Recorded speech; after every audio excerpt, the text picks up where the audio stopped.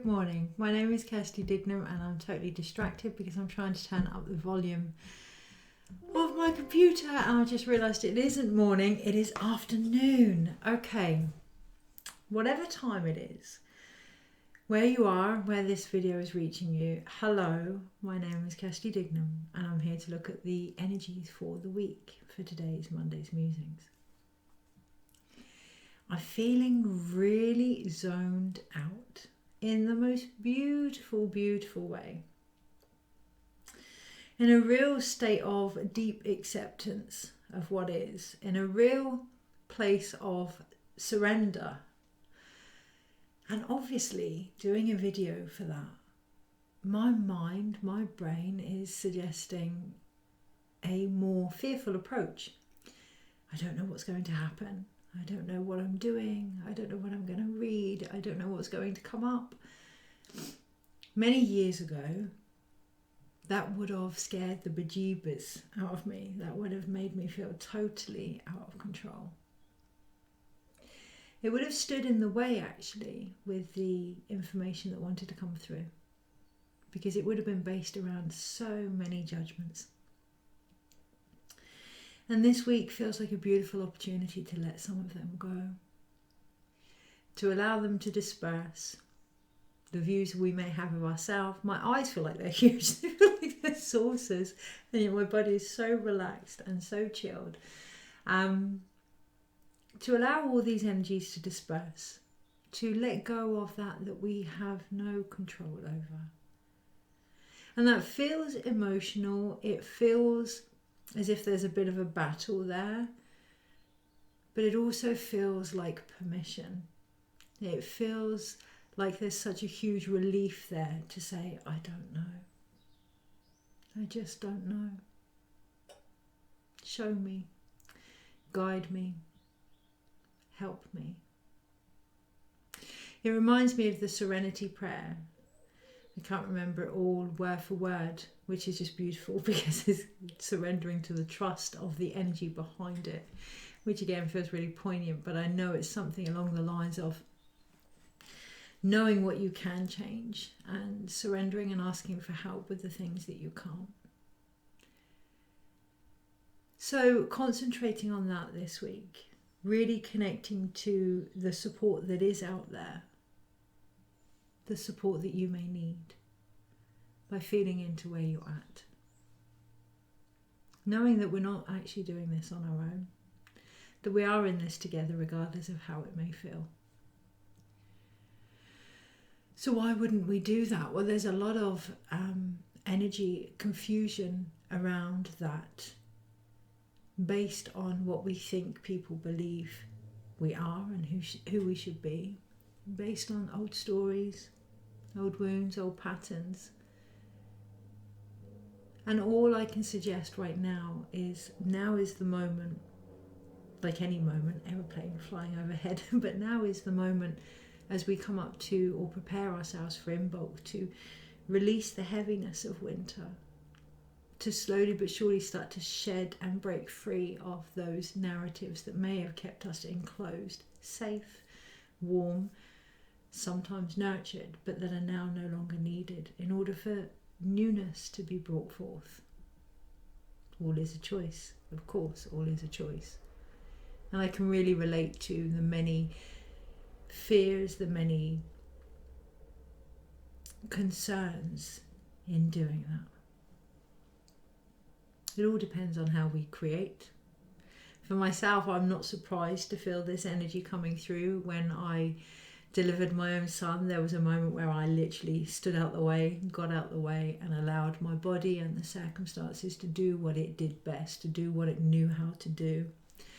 And for some this week, we may be encouraged to look at how we deliver what it is we're trying to bring forth in our own life, and whether or not that still works for us. I feel like a stitch pain on my right rib, and I see the analogy of the rib of Adam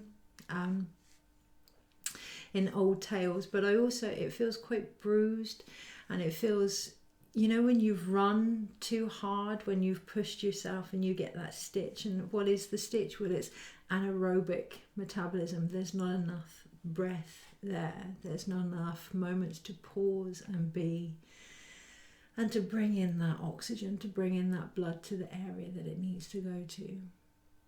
What is oxygen? What is our breath? Well, it is our connection to all of the elements, but it's our connection to source and to spirit as well. It's why breath is such a beautiful way to heal. Breath is such a beautiful focal point when we're meditating. Breath is the very thing, as I've said so many times before, that opens our heart from 2 chambers to 4 when we're first born. So it literally opens the heart, but it's also the last thing that we have physically in this world as well. Being very conscious of the breath, very conscious of what is going on in the body with the breath. I think for me today, that's why I feel so, I felt unsure whether to say the words at ease. Like I didn't want to jinx myself, like I didn't want to come across as smug because I feel at peace and at ease and things like that. But actually right now, that is why I feel at ease. My external circumstances would suggest now is not the time to feel at ease at all. However, in my own energy, I know regardless what happens, I will get through this, because the last 40 odd years have suggested that that is possible, that happens. So there's a trust there in my own ability to be where I need to be and do what I need to do and reach out for the support as and when I need it. So really looking at that this week, how well do we trust ourselves? What do we need in order to feel safe in that wisdom that we have, in that inner knowledge, that inner strength that we may have gained?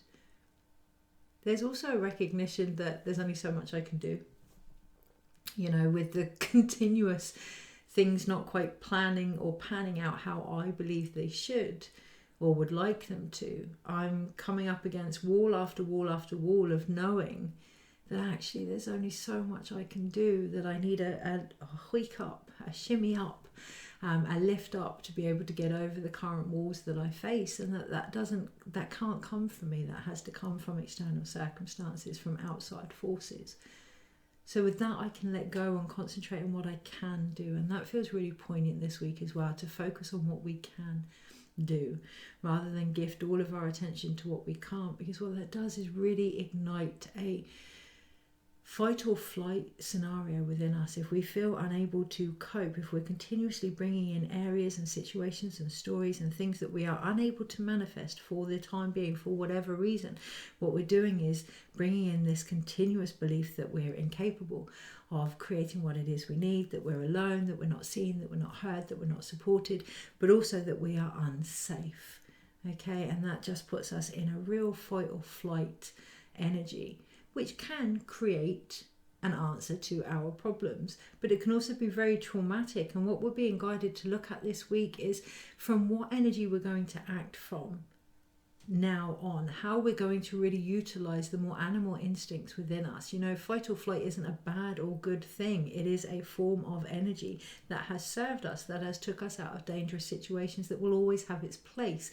However, this week we're being asked to look at, is this the right time for that energy, or is it time to pause, to be, to allow what we need to come to us so that we can then act on it from a more innate space. So yes, what I'm being shown is after the fight or flight, not to confuse fawn with the stage after fight or flight where the body readjusts and brings in harmony. A fawn state is also part of the fight or flight dynamic, but actually there is a gap between any endings and any new beginnings known as transition, whether that's birth, death, creation, manifestation, whatever that may be. A period of transition, that is not fawning. That period of transition is to be with what is actually occurring. Not to shut off, not to switch off, not to become numb to what is happening, but to ensure that you have everything that you need to hold space for everything that is now leaving us, everything that wants to come in as a result. Because it's that that's going to gain the clarity we've been seeking. It is the animal wisdom that is trying to come through, which is why I'm going to use the animal tarot this week. I'm just going to move that speaker thing out of the way so I can see the time. I'm going to use the animal tarot this week, and I say about being able to see the time, that feels really important to Rather than talk about what we're going to do, to actually do it. Animals have a great way of doing that. They don't overthink, and sometimes we can push that instinct away because we believe that we're acting from a non-logical place, a non-rational place. This week it's about balancing our emotions and reason, okay, allowing them to be the reason in, not running from what is occurring, not jumping forward without actually feeling it, but feeling it and then acting appropriately, becoming response able. The ability to respond to what we are feeling is going to be key this week as we really sense into the wisdom that animals have to offer us. Something I'm finding extensively being disintegrated around me. I said to my husband the other day, I'm noticing something going on with dogs right now, and dogs are man's best friend, right? So if man's best friend has stopped being man's best friend, for me that's red flags. There's warning bells there for me. There's something going on. And in my own connection with my wolfhound, and in the connection I have with animals when I work alongside them, when I have the honor of working alongside them, I'm noticing there is more and more a lack of patience with animals, a lack of understanding with animals, a lack of deeper connection to animals. Now, yes, of course, that's going to cause problems in its own right. I saw statistics the other day to say that every day it goes into the hospital with a dog bite. And apologies if this is bringing up things for anyone watching this video, but it feels really important that we take into consideration some of the wisdom of the animals that is trying to come through, some of the messages of the animals that are trying to come through, some of the consequences of our own lack of responsibility for the animal world that is trying to come through, particularly in regards to certain breeds of animals that are being now euthanized or need to become licensed, and really looking at how we integrate, how we relate, how we walk alongside these relatives of us, because we are all related, right? And how we can really learn from what it is they're trying to show us right now. So what is it they're trying to show us? Well, I'm going to use that energy to look at the energies for the week, the vibrations for the week, and how to best navigate them. But what I am seeing personally is a lack of deeper connection to the selka, to the divine wild that animals bring forth and bring out in us. My wolfhound, I'm finding it very frustrating of late that he is continually deciding to do whatever he wants to do. And I can see that reflection within me, how I'm trying to control that within me. So this week, be open to any signs or synchronicities or messages that you may get from the animal world around you. I know we get really caught up in power animals and totems and taking on board their medicine. We can kind of concentrate on the bigger stuff this week and not the little insights that we're getting. We can make it fit the mold. So yes, I would much rather see a butterfly when I'm on a journey of transformation than I would my dog continuing to eat the feces of another dog. Of course I would rather see that beauty of the transformation rather than feeding from the old shitty stories of what someone else has left on my path. But this week, be really, really open to the messages for what they are. It is our judgment behind them that stops us from absorbing the wisdom and the medicine that they offer. Sometimes we can want to be where we're not. Sometimes we can want to be further along the path than we are. I would love to be able to say, I know what I want and I can go straight for it in regards to where I'm moving to. But the truth of the matter is the discrepancy, the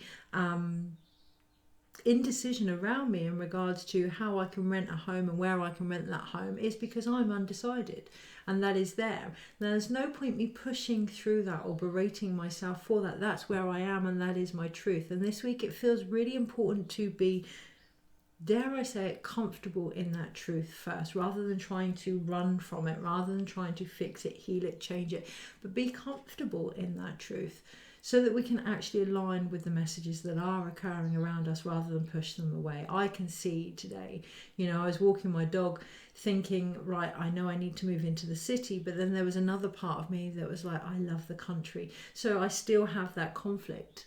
And I'm okay with that because that's where I'm at right now. And of course, that is going to be reflected back to me. So rather than attack the messenger or the messages this week, it feels really important to see them as an opportunity to look at where we are and what we may need to get through that transition.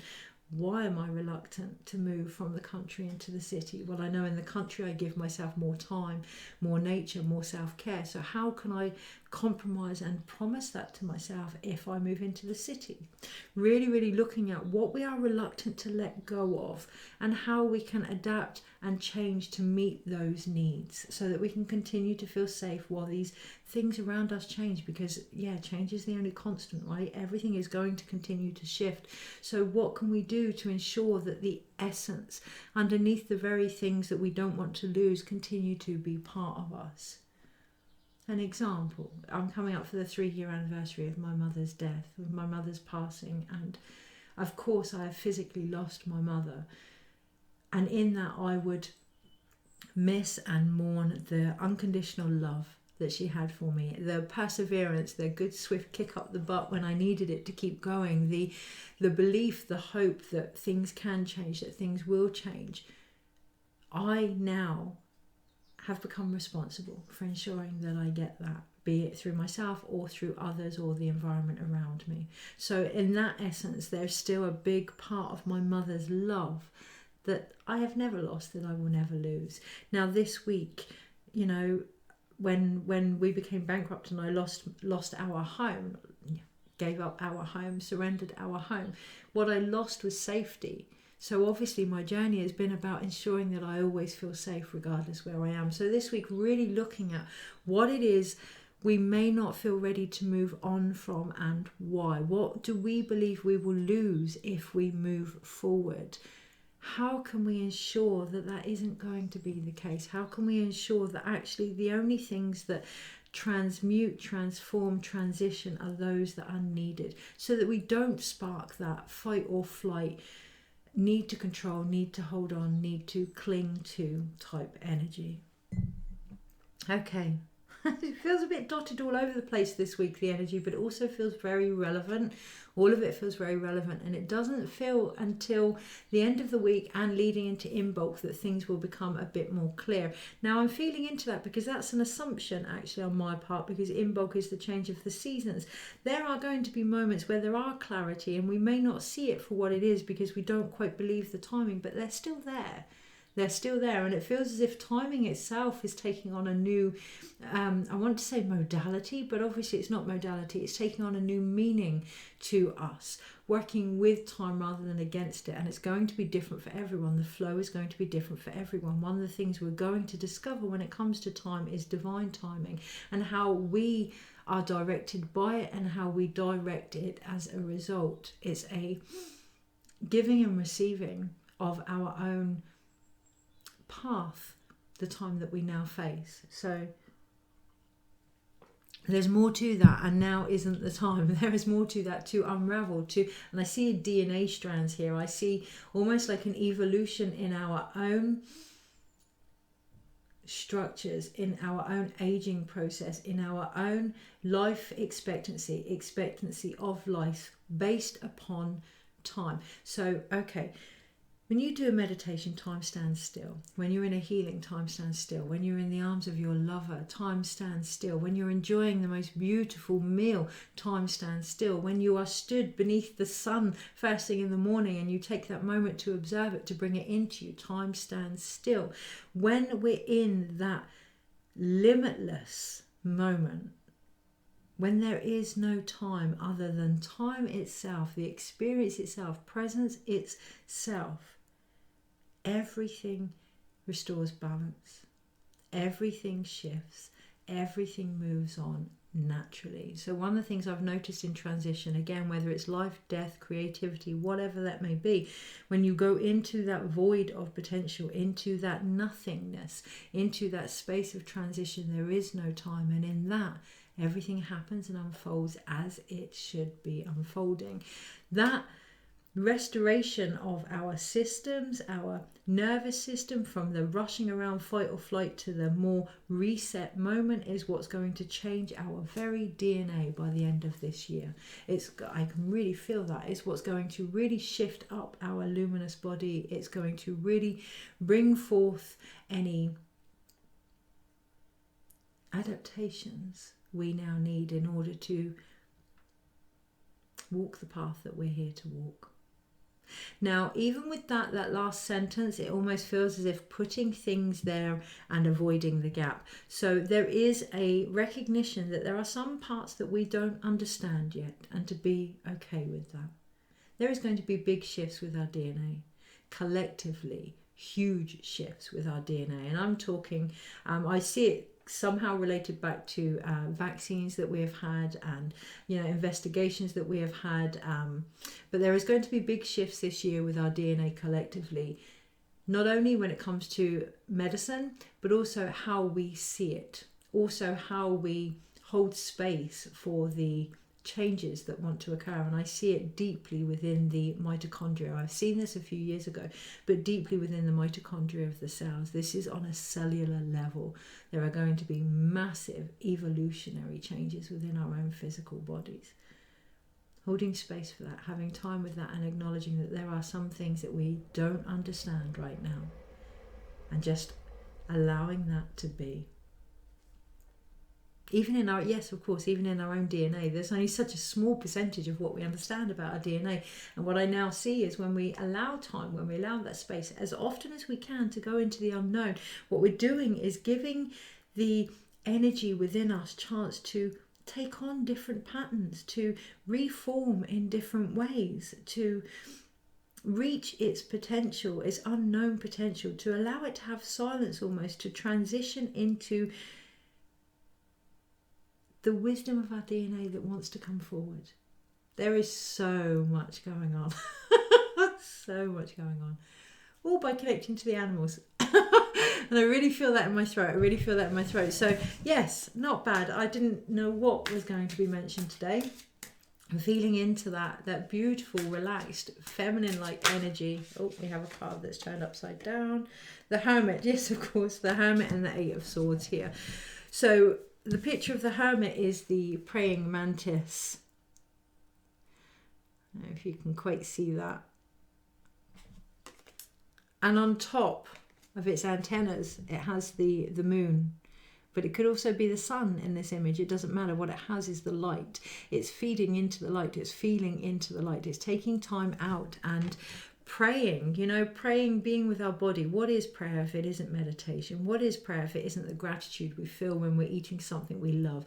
What is prayer if it isn't, this morning, myself dancing to music whilst walking my dog, oblivious to the man that was spraying the crops in the field watching me? But what is prayer if it isn't being deeply connected to what is occurring within and around us, that presence of moment? And next to that we have the Eight of Swords. So really feeling into that lightness that is available by surrendering, by the serenity prayer, feeling into what we can change, letting go of what we can't, so that we don't mentally torment ourselves in this darkness of feeling out of control, of putting ourselves continually back into positions that there is nothing we can do anything about. Underneath that we have the Tower card, and I think it's a termite hill that we have here, something so small that can bring down monumental buildings and structures and trees. Yeah, it looks like it's half a tree that's been attacked by a termite here. So all the time we are trying to change things that either A, aren't ready to be changed, or that are not ours to change, or that we are unable to change based on where we're at. All the time we're reflecting that change externally rather than internally. We're going to be caught in a mental trap this week of feeling unable to shift certain mindsets, certain stories or whatever. But the key here is to go within and find the light of our own emotional wisdom and allow that to bring down any structures now, any judgments, any beliefs that don't fuel the essence of change that we're looking for. Acknowledging as well, some changes are just out of our grasp. Some changes have a far bigger picture going on collectively or for others as well. And yeah, honouring that by being present with the changes we're asked to hold space for. Okay.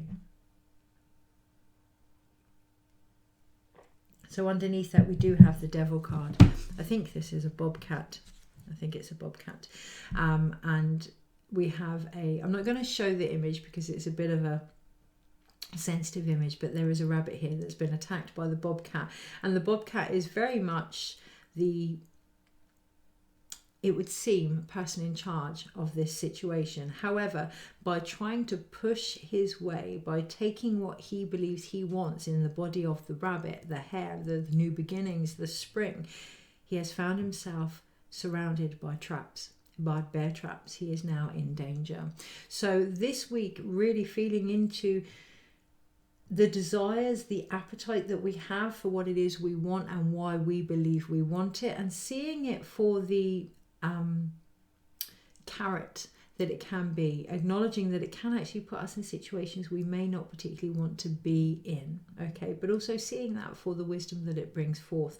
The traps aren't open here. They're not actually, they haven't caught the bobcat, so we're not as tied down as we believe we are. We're not as held back as we may see that we are, and that is part of the bigger picture this week, to see where we do actually have freedom in what it is we are going after, if we can face where our appetites are coming from.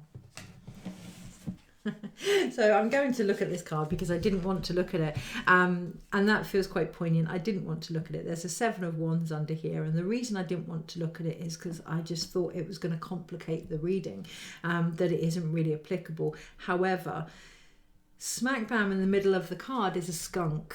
Now we all know that a skunk protects itself by giving off a really bad smell. This week, anything, you see my little red nose, there's something going on with the noses, and the nose is linked to our root chakra, right? So what do we nose? You know, what are we actually on the nose with? My mother used to say some people are unable to see past their own nose, and I could definitely relate to that wisdom this week as my own nose went red. As well, I was being reminded of the red nose of a clown to lighten up as well. So all these things I didn't think were relevant are actually coming to the surface for the wisdom that they are. So this week in particular, if something smells off, if something is kind of niggling you, like, I think there's something in that, but I'm not quite sure, pay attention to it. Pay attention to it and open yourself up to anything that wants to come through with that, rather than switching yourself off to it. Okay, so, and this is where I feel the real cheeky wisdom of the, I want to say ancestors, but the animal messages behind it. So you're not going to get, or we're not going to get, what we're looking for this week if we stick at it and try and figure it out in the same ways. This is about really feeding into our own animal instinct here, our own animal intuitive knowledge and wisdom, our emotions, really tracking what is going on in our body like an animal would. Okay, so really almost shape-shifting into the wisdom that we are getting from our animal brothers and sisters this week is going to be key. Part of the dance that I was doing this morning, before I realised I'd been seen, I could see my shadow, and in my shadow, my arms flailing around, I decided to almost take on, well, I did take on the body of an eagle, and just shapeshift and dance and move with the energy of the eagle, so that in the shadow I could see my arms like wings. And by the time I got home, we have the 10 of Swords at the bottom of the pack. By the time I got home, the not knowing what to do, the need to control everything, the mental anguish had gone, because I'd embodied the energy of the eagle, of the kestrel, of that higher perspective. But the key was I'd embodied it, and I was enjoying it, and I was having fun with it. So it's one thing this week to see the messages. What are you going to do about it, if anything? Okay, so, and there are going to be real synchronicities, real repetitive repetitive insights. My throat feels a bit sore. It's almost like I hear the word horsing around, but my throat feels sore, very hoarse, and so I've been getting the horses a lot coming up the last few weeks, since coming into 2024 actually, which would make sense for me because it's the strength card year, it's also the star card, and horses for me have always been a guide. They've always been a guide, my own animal instinct, my own strength, my own endurances. They're also the dragon. There's a lot of tales out there that say that horses are now the reincarnated versions of dragons. So being in the dragon year, horses for me are huge. There's a huge message there. But even now, sharing that, what I hadn't quite cottoned on was how I'm not embodying the horses and how I'm not embodying their messages. I'm getting there. So today, that feeling of being relaxed and trusting the unknown is very horse related for me, and I didn't fight it as much today. I actually really enjoyed it. I really sat with it. So really feeling into the messages, ensuring that you are actually embodying them is going to be key this week to take things to the next level. We have the Two of Cups here. Yeah, it's one thing to see, it's one thing to know, it's another to do and go with the flow. I feel real creative, poetic, beautiful type energy available this week. If we can just unite with those emotions within us and allow them to be expressed. Yeah, rather than horsing around, repeating the same things, looking at what it is we are repeating. Are they giving our feelings a chance to be expressed, or are they just what we feel we should be saying? Lip service this week. Okay, on that note, I do want to do a reading for each day. I thought this was only going to be a short reading and we're half an hour in. Okay, so allowing that time just to slow down, really feeling into that. I'm going to turn that up the right way because at the bottom of the pack we had the Six of Pentacles and the Empress, but the Six of Pentacles was upside down, and it feels really poignant this week if we can just allow that time to have a moment to receive before we give. And it, as you saw then, simple as a breath, simple as a breath. So Monday, Tuesday, Wednesday, Thursday, Friday, Saturday, Sunday, overall. So, as I say, at the bottom of the pack we do have the Six of Pentacles, and it feels like there's a real, or there has the potential, there was a pecking order, and that pecking order is actually being changed as we speak. And how do we feel about that? Do we feel ready for that? Are we needing to take some time out before we accept that? I was talking to some dear friends when we did the Womb Wisdom, the Moon Key Rites this weekend, knowing that I'm in a space of perhaps, I need to own it, stepping forward as an elder and not knowing how I feel about that in the whole pecking order thing. So really sensing into that. What do we need in order to be okay with this? What do we need in order to transition? What do we need in order to allow that flow to come through us, these changes to come through us this week? On the Monday, well, that's the Four of Swords. What we need is rest. What we need is a chance to recover, to know that our needs are always met. Here we have the toad.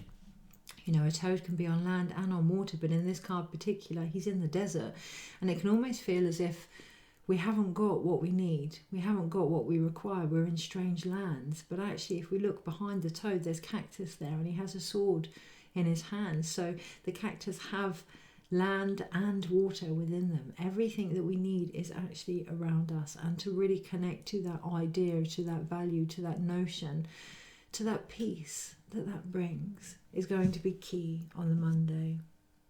On the Tuesday, as we do so, it's almost as if we take a step back. We separate ourselves from the situation, and to be very aware that we may be doing that from a fight or flight or a trauma response, but that may be needed as well. Once we're aware that we're numbing off to something, we're not actually numbing off to it because we're aware of it. Okay, so consciousness is key on the Tuesday, awareness is key on the Tuesday, so that we can see where this is coming from, because we have the Three of Swords, and on this card it's the elephant graveyard. Okay, on this card you can see that elephants never forget, right? Really looking at what tales are still causing heartbreak. And when I say still, there's no judgment there. If anything, I want to say the word still so that we go into the stillness that is available. Okay, so by going into the heartbreak itself almost on the Tuesday, really feeling into whatever wants to come up to get to the very bones of it all now, there's a potential for that the Tuesday. On the Wednesday, we have the King of Wands. And even though the King of Wands is a very active type energy, here, I think this is a Tasmanian devil. Even the Tasmanian devil is laying down. It's like, okay, I'm all spun out. I know that I've got the energy, and I know that change itself will happen because I'm the King of Wands. I can nurture this in everything that I do. Less is more. That's what I hear on the Wednesday.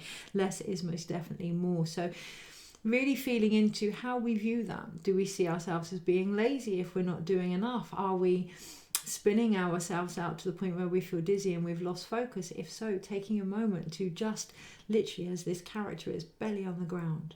Really ground our creative centers, really be with them, really feel into them, really acknowledge they may have changed. What we want may have changed. We may not know what we want. So, okay, the most empowering action then is to be in the stillness of that uncertainty and to know that actually that's all part of the process. The King of Wands is very mature. It's the real sacred masculine of our own spirit. So to know that even uncertainty is part of gaining certainty on the Wednesday is going to be key. And I've got tension in the muscle here, almost like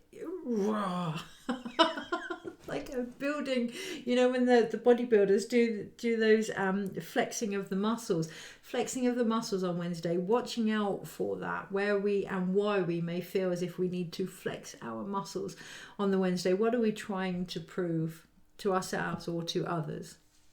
On the Thursday, we have the Six of Swords. And by the Thursday, I feel tired. By the Thursday, I feel as if I've given so much. By the Thursday, I feel as if I need to just get above it all now and get on with it.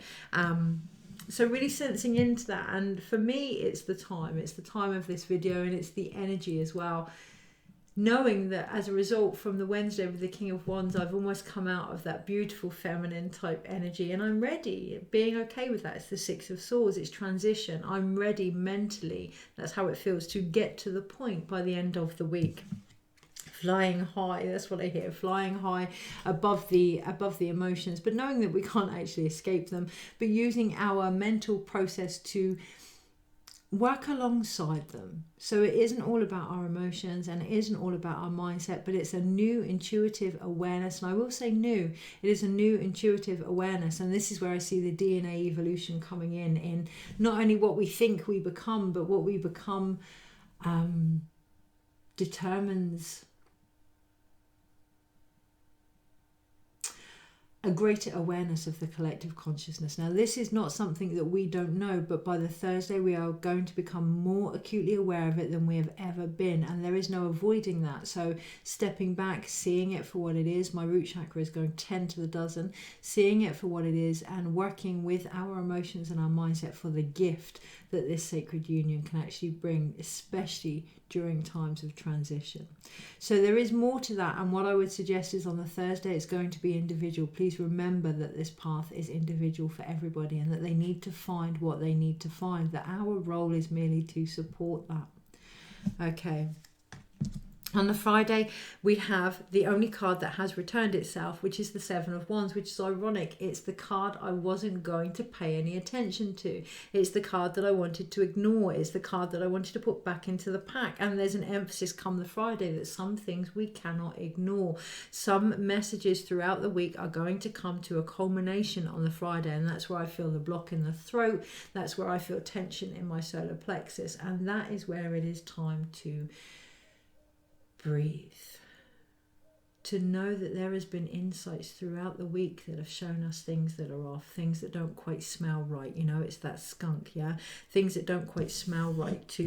There have been times when we have had to defend ourselves, where we have had to defend our own views and our own values and our own judgments, and they have had their time and their place. By the Friday they may have changed, and it's okay to say I was wrong, or I'm sorry, or let's find another way on the Friday, rather than pinpointing at the very thing that has brought the need for that to light on the Friday, a real don't shoot the messenger type energy, but to really feel into what is off for you, what doesn't smell right for you, you know, what where have you not perhaps looked past your own nose, or really sensing into that on the Friday. And of course that's going to take compassionate energy that's going to take that King of Wands energy from the Wednesday, and that may very well reopen up old wounds. And that's where we feel into the Four of Swords. We have everything we need, just being with this, not switching off from it, but being with it. On the Saturday, that leads us onto the Seven of Swords. Yeah, we've gone from the endurance of our spirituality now to the endurance of our mindset. And depending on what we have done from the Thursday and how we have seen our role within it is going to be the outcome for how we next move forward. So on the Thursday, if we still believe that it's an external problem, yeah, we're going to feel as if people have taken opportunities from us, as if we have been manipulated, as if we've been coerced, as if we have been tricked almost. However, depending on what we find on the Thursday, depending on the harmony, the balance, the union that we can put in place with our emotions and our mindset, come the Saturday, yes, things will start to slot into place.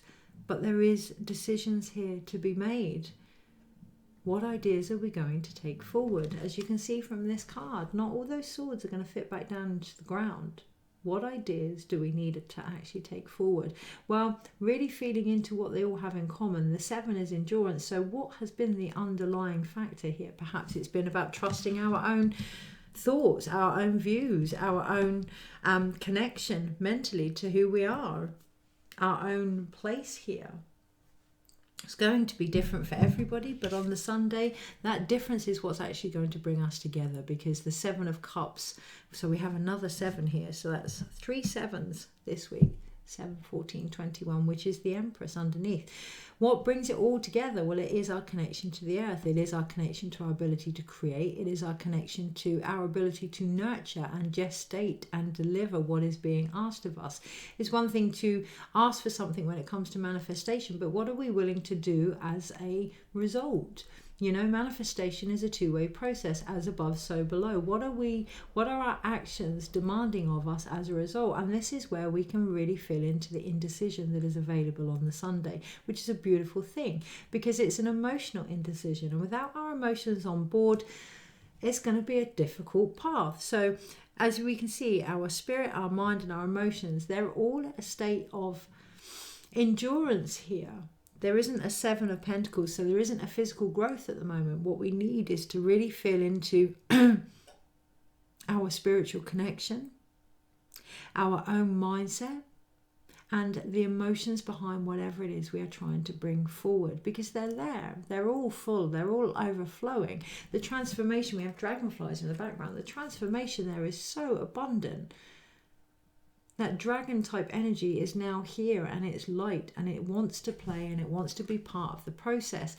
But if we're too busy separating ourselves from our emotions and separating our emotions themselves without realizing that they all come from one energy, that they all come from us, and that it is they that are trying to bring forth any change that we seek, it's just going to be really, really complicated. It feels like a real multifaceted week, that we can get insights on so many levels, that there's a need to bring them all together. And to do that, we look at the card that we have overall, which is the Moon. On this card, we have the owl flying between 2 trees, observing the reflection of cycles within the emotion and the waters beneath it.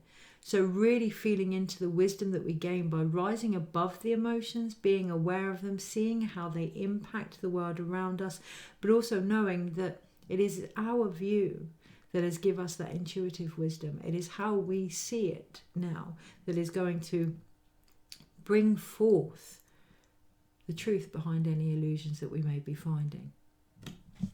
Okay, so with that in mind, and what I felt with that last card was a real acknowledgement of words that I've said before, energy that I've known before, all coming forward and culminating it. And that is the key. Everything we have discovered is going to come up again to be seen, so that we can say, aha, I've learnt from that. Aha, I know that. So not to see our past as a separate experience to our future, because it isn't. It's one and the same. Okay. What matters is how we react to that, the responsibility that is available. So let's culminate it. Let's close it all. And that's what I wanted to say. Let's close this down now. Almost like a book being shut. So we have one major arcana, which is the moon. The main emphasis we are being gifted from the fate energy this week, from the energy that is out of our control, is to recognize the cycles. To recognize that cycles are there. They've always been there. They are time itself. Not our clock, not our watch, but the cycles of life are what measures everything. Measures our response, measures our ability to act, our need to sleep. All of these cycles control life itself, and that is out of our control.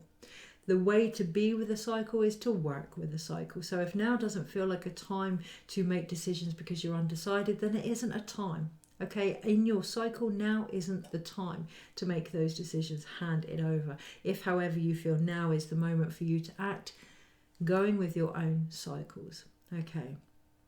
Recognizing your cycles may not always coincide with other people's cycles, and what I'm seeing are cogs here. So one cycle will move and that will help the next one move, and the next one, and the next one, and the next one, bringing that focus back to yourself and any changes that need to occur within you. One of the things I fell into this weekend with the Moon Eye Key, when asking for guidance of how to reach people that I want to help or that may need my services, I was literally shown myself stoking a flame, my own flame, inside my own creative cave, and that was all I needed to do. And much as that frustrated me, because I just thought, well, I want to do marketing, I want to do this, I want to do that, the guidance was look after yourself, build your own flame, and people will see that, and those that need to see that and be part of that will come to you. So this week, really feeling into the wisdom that is coming. You may not want those answers, but feeling into the truth beneath them, of that intuitive knowledge, and the knowing that underneath everything you're looking for is that one answer you may not be wanting to face for whatever reason. For me, looking after others is easier than looking after myself, and that is an old story that's coming to light that needs to be healed, to be looked at. Okay, not just individually but collectively, and one that I know I'm continuing to feed into and fuel if I don't do my part. And that's the other emphasis this week. It's not just the impact it's having on our life, but the world around us. And we're going to be shown that.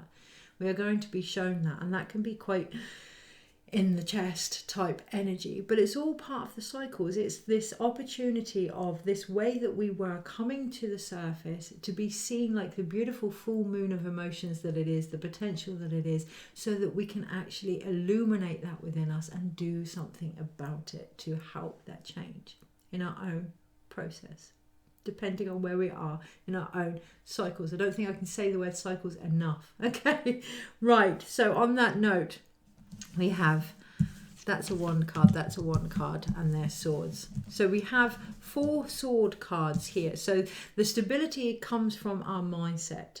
It comes from finding peace in the pain when we are able to, particularly when we feel as if things may not go the way that we want, or as if we are being distracted, deceived, manipulated. How can we bring harmony back to our own mind here? What do we need to say mentally, I'm done with this, I'm moving forward from this?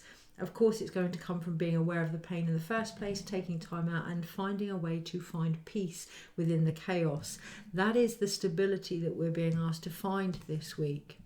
We then have 2 wand cards, the 7 of Wands and the King of Wands. So a king doesn't have to defend his kingdom. A king doesn't have to defend the energy that he brings to the table. There's a real emphasis here this week that if we are feeling as if we need to defend what it is we are saying, then we don't believe what we're saying. So pausing, stopping, rather than running around and spinning out in that energy and getting caught up in this negative cycle that is actually man-made, feeling into where we are. Do we believe that? If so, what do we need to do? Do we not believe that? Then acknowledge where we are in our own cycle, our own transition, and our own delivery sequence, if you will. Where are you at energetically? More importantly, spiritually, where are you at? Because it's that that's going to help you decipher what feels off, and then trust that it feels off. In that space, you don't have to defend it. It will just naturally be seen for the illusion that it is. And when we then have one cup card, which is the Seven of Cups, and that's the biggest illusion underneath it all. That's the biggest indecision underneath it all, the biggest endurance underneath it all. Being okay with what we feel. Being okay with the indecisions that we may feel, the uncertainty that we may feel as part of the process, rather than separating from the unknown, stepping into the unknown for the flow of abundance and insights and healing and genetic changes across lineages that this can actually bring forward. Not to fear the unknown, because what is the unknown? Well, the card underneath is the Empress. The unknown is the feminine. The unknown is the darkness, the void, the potential, Eden here. Okay, being at peace with that, knowing that spring is coming, that the new beginning is coming. But in order to do that, we must go through the transitions that are currently occurring. So on that note, I'm going to pick one card purely because I can see the Ace of Wands in front of me. So that one card, let's pick a card that's going to be our Ace of Wands, collectively and individually. But it's all about embodiment. So I saw the Ace of Wands, I'm now going to pick the Ace of Wands. And okay, so apparently I'm also going to embody the Ace of Wands, whatever this card is, for the remainder of the week. Okay, so it's the Three of Wands. Underneath it is the Emperor, which is the monkey. So the monkey is a totem for me right now. So that really, it's actually a gorilla. That really speaks volumes. But the card that I picked is the Three of Wands. The woodpecker, who is no longer pecking his head against a big tree. He's got everything that he needs and he's ready to move forward with those Three of Wands. So the energy I'm going to embody this week, and I'm more than open to anyone that wants to hold me accountable for that with agency, is agency. To know that I am at the point of moving forward, and that when the time is right, that will happen, and I will continue to act intuitively. If there's anything you need to do this week, it is that, to act intuitively, to hold agency for yourself, and know that when the time is right, you will move forward. And so will the situations around you. Take care, have the most incredible week, and I'll see you next week.